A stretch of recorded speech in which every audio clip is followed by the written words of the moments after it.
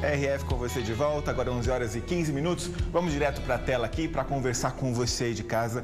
Antes da gente entrar no nosso tema, é o quadro Você na Telinha. Pode colocar aqui pra gente. A Thalita Requena, lá, o Theo é fã do Gustavo. Esse fã especial, hein? Pelo amor de Deus, que criança linda. Obrigado, Theo, pelo carinho. Tá aí a Thalita também. Próximo. A Edneia de Campinas, olá, bom dia, amo assistir vocês, a gente também ama o carinho de vocês, continue mandando a sua participação, inclusive por áudio, tá, se você quiser. Quem mais? A Juliette Santos, de Camaçari, na Bahia, olá, bom dia, segunda vez que assisto o programa, estou amando. Olha só, é muito legal, se você é um telespectador novo, divulga aí, né, para as pessoas que você conhece, isso é muito importante, vamos aumentar a nossa rede de contato. E a Beth de São Paulo, vocês são lindos, o programa é ótimo, eita, dupla dinâmica. A Beth é uma velha conhecida nossa e ela é impressionante, dinâmica é ela, a gente adora a tia Beth, tá? Obrigado pela participação. Agora, vamos entrar no tema de hoje, que tem a ver em como as emoções afetam a saúde do seu corpo. A pergunta que a gente quer fazer para você é se alguma vez você percebeu quando estava muito estressado, por exemplo, que isso gerou uma doença, um outro tipo de doença que você só foi perceber depois. Se você teve alguma situação parecida com essa, mande pra gente, não é, Larissa? Exatamente. Agora eu quero receber aqui o fisioterapeuta Michel Duarte. Michel, bom dia. Seja bem-vindo ao nosso programa. É sempre muito bom ter você aqui com a gente. E hoje a gente vai falar de um assunto que envolve as emoções e também a nossa saúde. Mas antes da gente falar como as emoções podem afetar mesmo a nossa saúde, trazer doenças, a gente precisa entender do que o nosso corpo é feito, né? Isso. E isso vem a sua especialidade. Isso, com certeza. A minha especialidade se chama Fáscias, né? Que a gente é da Academia Brasileira de Fáscias. Fáscias, só pra gente dar uma recapitulada, é um tecido interno no nosso corpo que reveste todas as estruturas, ou seja, as veias, as artérias, os nervos, as vísceras, que são nossos órgãos internos. O espaço que existe entre uma víscera e outra é preenchido também pela fáscia. A fáscia transmite movimento, por isso que quando a gente anda, pode perceber que o seu ombro ele não vai fazendo um joguinho automático. Isso seria uma transmissão de força vindo também da fáscia. E a Academia Brasileira trouxe esse novo conceito para o país, né, para os fisioterapeutas e também terapeutas manuais, né, que é a nossa especialização, onde a gente começa a entender de uma maneira mais ampla a complexidade que é o ser humano. A gente não acredita, né, hoje em dia na ciência, que o ser humano é simplesmente a soma das partes. Ele é muito mais. E aí, trazendo tudo isso para as emoções, a gente vê que fica ainda mais complexo o ser humano. E é esse assunto que a gente vai debater hoje aqui. E a gente pode falar que algumas emoções, raiva, estresse, ódio, felicidade, estão relacionadas a algumas doenças? Com certeza. Primeira coisa que a gente tem que ter em mente é o nosso sistema nervoso, tá? Vamos pensar assim, quando a gente está com a perna cruzada, igual você tá, uma mão por cima da outra, eu também, essa minha postura, a gente não pensa em basicamente nada para isso acontecer. Só 2% do nosso controle motor a gente pensa, o resto é automático. Então, o que eu quero dizer? Existe um sistema, então, inteligente por detrás do nosso corpo que a gente, às vezes, na correria do dia a dia, a gente nem lembra que isso aqui nem existe. Percebe, né? A gente né? nem percebe. Esse sistema, a gente classifica ele em dois, simpático e parasimpático. O que quer dizer? Simpático seria o sistema que deixa a gente em alerta, tá? É conhecido como luta ou fuga. Vamos dar um exemplo. Antigamente, na savana africana, que é o mesmo corpo que existia lá naquela época, é o nosso que ainda está hoje. Quando entrava um leão no meio da aldeia, o corpo precisava entrar em um sistema onde ele conseguisse fazer o quê? Sobreviver. Então, existe esse sistema que chama sistema nervoso simpático. O que ele faz? Ele retira o sangue das áreas que não precisa do sangue no momento, ou seja, a pele, as vísceras, porque na hora que o leão entra, eu não preciso fazer digestão, eu tenho que sobreviver. Então, o sangue se desloca para as coxas e para o braço, a gente aperta a boca, a pupila dilata e a gente fica como se fosse de uma maneira de alta performance. E a gente sobrevive. Só que depois que esse leão vai embora e a aldeia já está todo mundo calmo, entra um outro sistema que chama parasimpático, que é o sistema que vai recuperar os nossos tecidos. Vai voltar tudo ao normal. Voltar tudo ao normal, porque de repente pode ser que aconteça alguma lesão durante essa luta, alguma coisa. Agora vamos trazer isso para os nossos dias atuais. O mesmo sistema da savana ainda existe aqui, que é o simpático e o parasimpático. Só que hoje em dia não existe mais leão. O que a gente tem é o quê?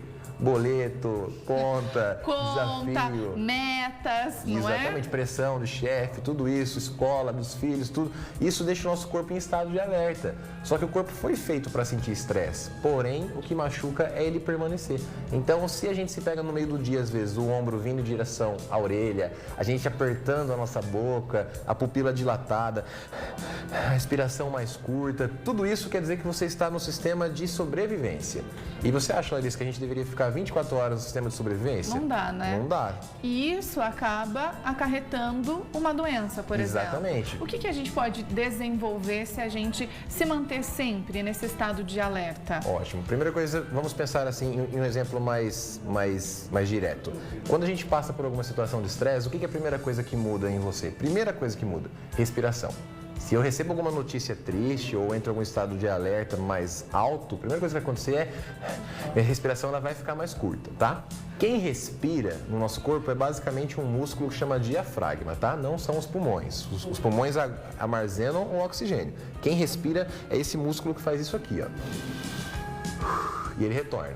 E aí, o que acontece? Quando esse músculo ele contrai, ele vai empurrar todas essas vísceras que a gente tem, que são esses órgãos internos, para baixo, que é o nosso movimento peristáltico. Por que eu estou querendo dizer isso? Imagina que o nosso intestino precisa receber essa pressão todos os dias, durante a respiração. Só que eu estou no estado de alerta, onde essa pressão ela não existe, porque eu fico respirando muito curto. Então, o que isso quer dizer? Até a respiração curta vai dificultar o meu processo biológico do meu intestino. Então, o que pode acontecer? Intestino preso. Eu posso não ir ao banheiro por conta de estresse. E essa seria a resposta. Não é porque você precisa necessariamente mudar a sua nutrição. Se o mecanismo respiratório não acontece, as vísceras não conseguem trabalhar. Né? E se a gente for ainda puxar o intestino para o assunto emocional, serotonina, que é um neurotransmissor, é feito 80% basicamente no intestino e não no cérebro. Então, se a pessoa não movimenta o intestino, obrigatoriamente tem uma dificuldade em produzir serotonina. Então, a pessoa fica o quê? Mais triste.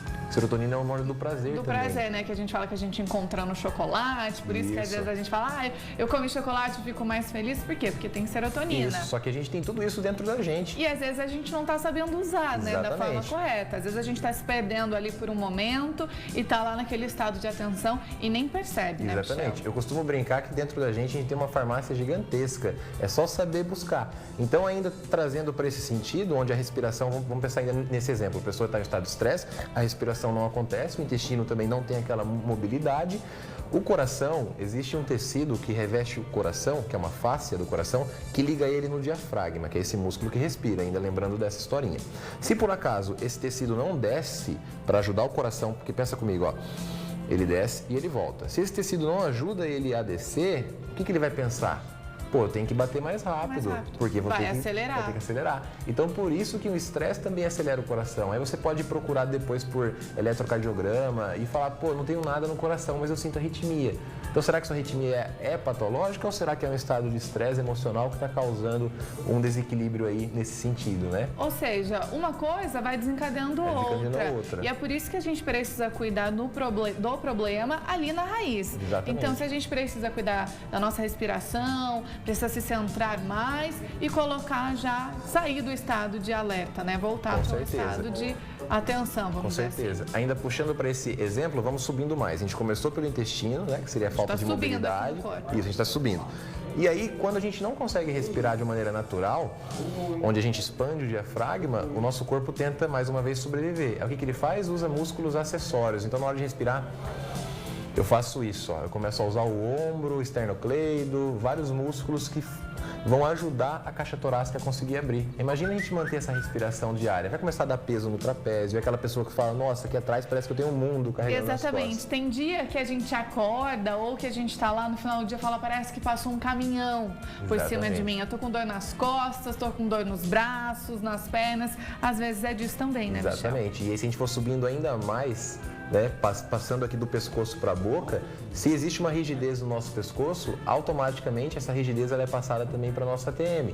Então você se pega no meio do dia rangendo os dentes ou apertando a boca.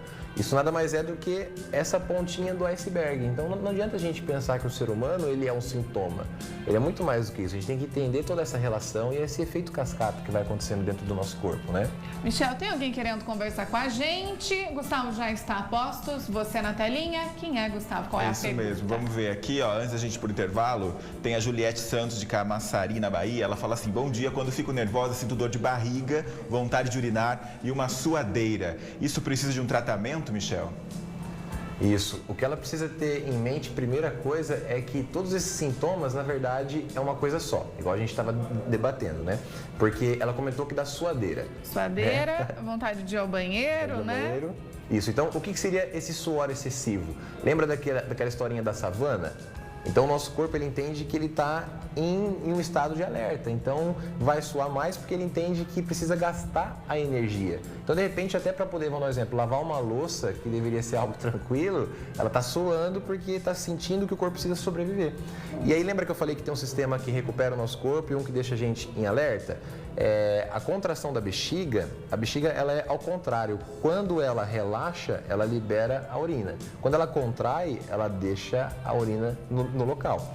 Então, se ela fica num sistema onde o corpo dela entende que precisa sobreviver, ela acaba relaxando uma área que não deveria relaxar por compensação de outra área que está recebendo mais sangue. Vamos dar um exemplo. Ela pode estar com mais sangue e mais força em pescoço e no tórax, e a área mais baixa, como a pelve, pode estar com uma dificuldade e aí pode gerar essa alteração. Então a dica é prestar atenção. Se você está muito estressada, muito nervosa, ficar de olho aí nas suas emoções, porque tudo isso pode estar acarretando na sua saúde. A gente vai fazer um intervalo, é bem rapidinho, não saia daí, a gente volta já. O Michel vai trazer dicas. Como a gente consegue se manter equilibrado, controlar as nossas emoções para que a gente não tenha problemas na nossa saúde. Não saia daí, a gente volta já com tudo isso e muito mais.